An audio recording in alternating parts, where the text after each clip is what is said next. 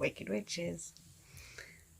For this lunar cycle, before doing my mojo bag, and also just kind of where I'm at in the solstice as well, I don't know what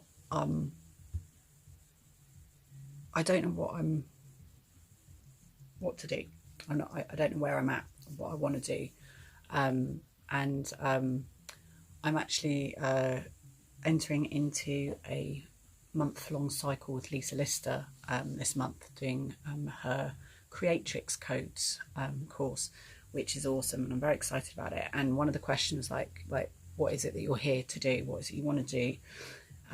You know what that is, and you need to set that intention and declare it in the group. And I don't know at the moment, and that's fine. So one of the things that has been a big life choice for me is to not plan and to not know and to let the universe lead. And what happens is things present themselves to me, and like it's the beginning of a string, and then I'll follow that string and I'll do that string, and then stuff will happen.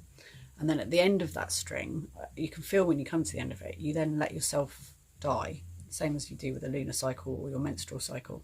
Let yourself die, let it stop, give yourself some rest, and then ask the universe to present you with another string. And I've found so far that this has worked. I've been doing this for like 7 years now, and it's been working wonderfully, and all the things I've done have come from that. So I've just come to the end of another bit of string. There's often other strings going, so like I'm writing my book, so that's one bit of string that's still happening.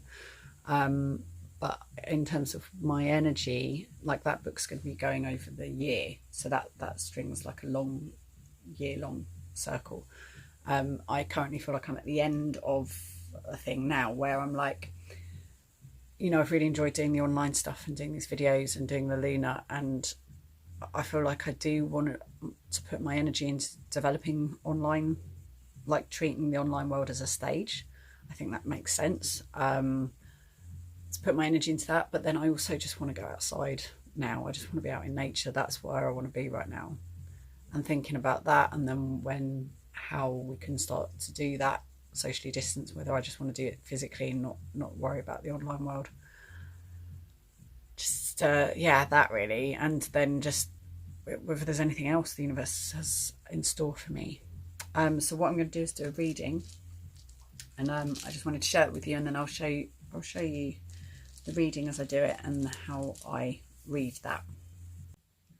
So I have here the north, and these are the things that represent the north and the earth.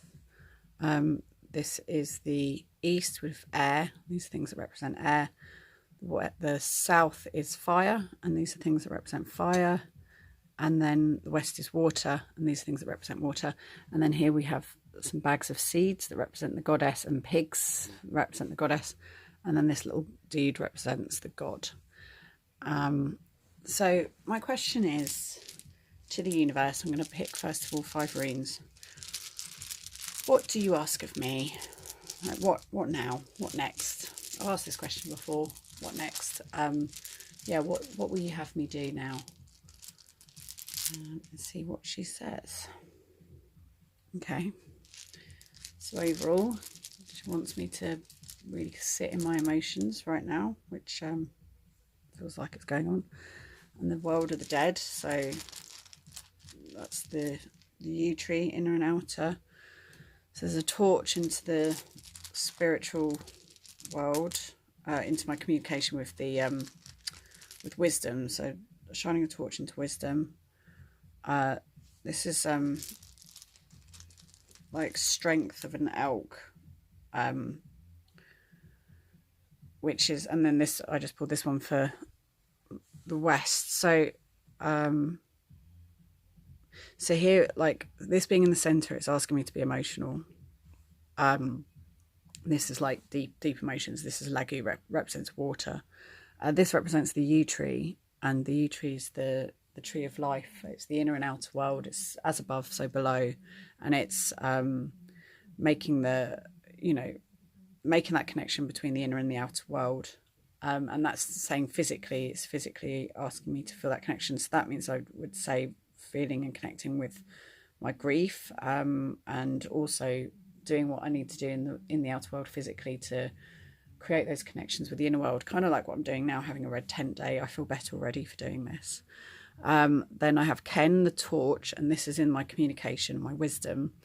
So it's asking me to shine a light into like my knowledge and how I'm communicating with the world, to be a torch bearer. So this is like it's an elk, and it's a strong animal, and it means like do not fear. It's just asking me to be brave, but in a like the horse also asks you to be brave, but the horse is more domesticated. This is kind of more wild bravery. Like this is like asking me to really tap into my kind of primal bravery.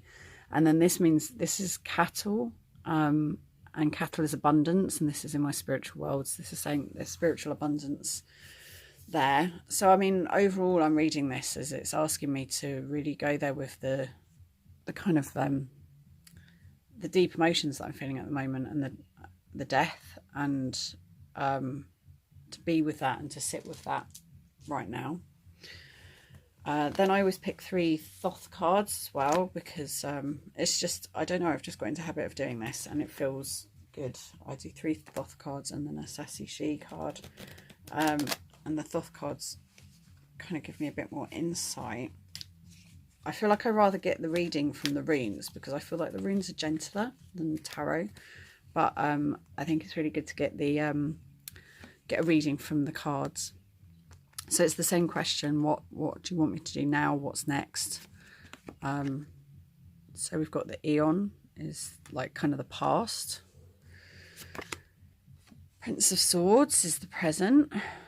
Sort of feels, that looks like how I feel right now, and I can saying that. Oh, and the Lovers. Oh, well, that's nice. That's nice. So let me just, right, so the Eon, if you look at that, I mean, that's, for me, that represents where I've been over the last, like over lockdown. I was very much, I was holding space and was being very cosmic. It felt like I gave quite a lot of energy to hold space for people over lockdown, and it has taken quite a lot out of me, actually. And that's great, and I love doing it, but I am feeling a bit broken right now from it. And this kind of does represent like how I feel right now. The sword is intellect, and so this is air, and yeah, as you can see, he's kind of like, looks a bit like he's in battle. And so yeah, I do feel like this. I feel like my brain's in battle at the moment. My brain is kind of, I mean, I don't feel like I've got an overactive brain, but I do feel like I'm having to deal with kind of reprogramming or like computing what's going on, and that, I feel like I've got to make some choices or things, and it doesn't feel like they're necessarily easy choices.